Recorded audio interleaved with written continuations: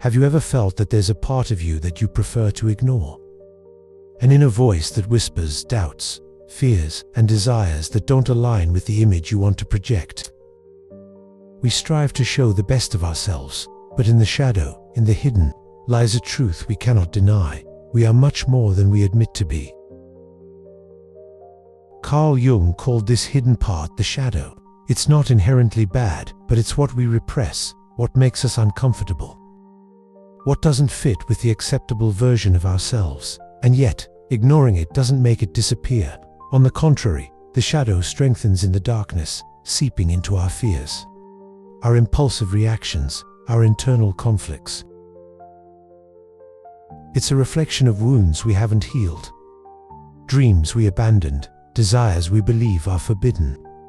It's the part of us that silently screams, waiting to be acknowledged. Facing the shadow isn't easy. It means looking at ourselves without filters, recognizing our contradictions, accepting that within us also reside anger, insecurity, envy, and desire.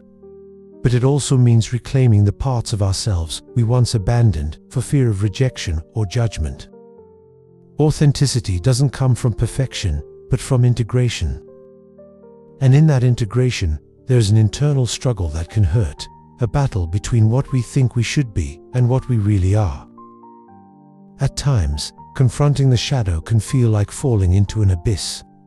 It immerses us in chaos, forces us to question everything, relive old pains, remember moments we thought we had forgotten. But in the middle of that darkness, something begins to shine. A spark of understanding, a faint light that tells us it's okay to be imperfect. It's okay to feel. It's okay not to have all the answers. The shadow is not our enemy. It is the portal to the freedom of being ourselves, without fear or masks.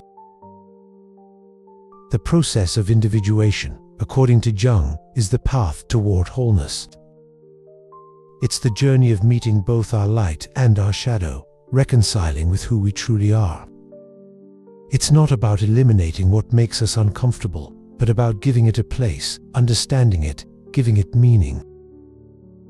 The process of individuation, according to Jung, is the path toward wholeness. It's the journey of meeting both our light and our shadow, reconciling with who we truly are.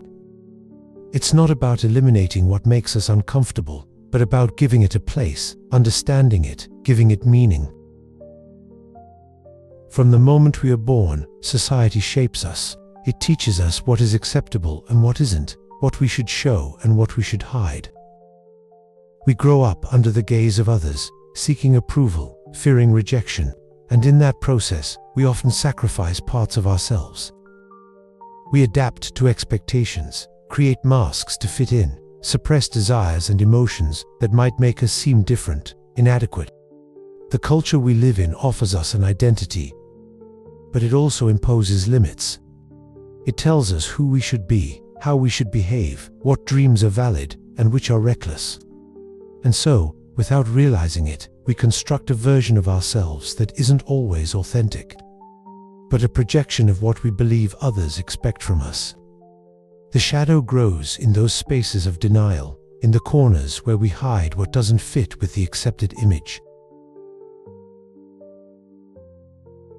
Sigmund Freud talked about the superego as that internal instance that acts as a judge of our impulses, shaped by social norms and education. In a sense, the superego is a voice that tells us what's right and wrong, according to the rules imposed by the culture we grew up in. Jung, for his part, explored how these norms contribute to the formation of the shadow, that which we repress because it doesn't fit what is expected of us. Both theories, though different, agree that the human psyche is in constant tension between who we are and who we think we should be. Individuation, then, is the process of balancing these forces, of reclaiming what we've repressed without letting it consume us.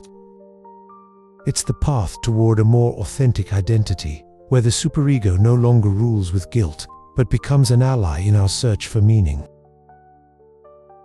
In the age of social media, the gaze of others has become a constant mirror, amplified and distorted. we see ourselves reflected in edited lives, carefully selected images, stories that seem perfect but omit doubts, fears, and failures. We consume unattainable life models and, without realizing it, compare our reality with fictions designed to generate desire and admiration. The false expectations that social media imposes reinforce the shadow, because they force us to reject any part of ourselves that doesn't fit that ideal. They make us feel insufficient, push us to hide our vulnerability, and to play a role instead of living our truth. It's a cycle where the superego becomes more severe, where guilt and self-demand grow, where our identity is fragmented between who we are and what we show. But, just like in individuation, the challenge is resisting that external pressure and daring to be real. To remember that what we see on a screen isn't the totality of anyone's existence. That authenticity is not measured in likes, and that the purpose of life is not found in external validation, but in an honest encounter with our own essence. How long will we allow the gaze of others to define our worth?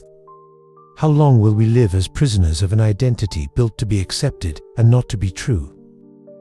Individuation is not only an internal process, but also an act of rebellion against external impositions.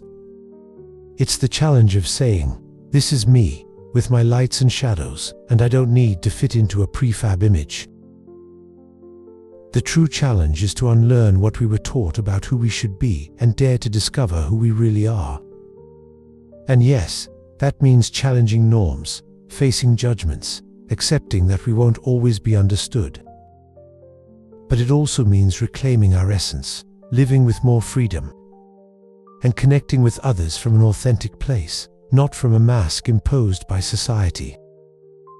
We've been taught to fear chaos, but in the darkness, there are also answers. In the shadow, there is also strength. Integrating it doesn't make us worse, it makes us whole.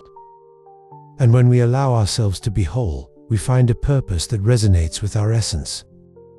We stop living according to what's expected of us and begin to live according to who we truly are. Each step in this journey is an act of courage. It's looking inside without fear, even though what we see may scare us. It's embracing the chaos without letting it consume us, allowing it to transform us without destroying us. It's understanding that, in the end, light and shadow are not opposites, but inseparable pieces of our existence. It's accepting that our scars tell stories of battles overcome, that our tears wash away old pains and open space for new possibilities. It's recognizing that our vulnerability is the purest proof of our humanity, and that in it resides our greatest strength. In that recognition, we heal. We embrace ourselves with compassion, reconcile with our shadows, and finally, free ourselves to live authentically. If you've ever felt that there's something in you that doesn't fit, that there are parts of you that you try to hide, maybe it's time to listen to them instead of silencing them. Because in that internal dialogue, in that acceptance, could lie the key to your freedom.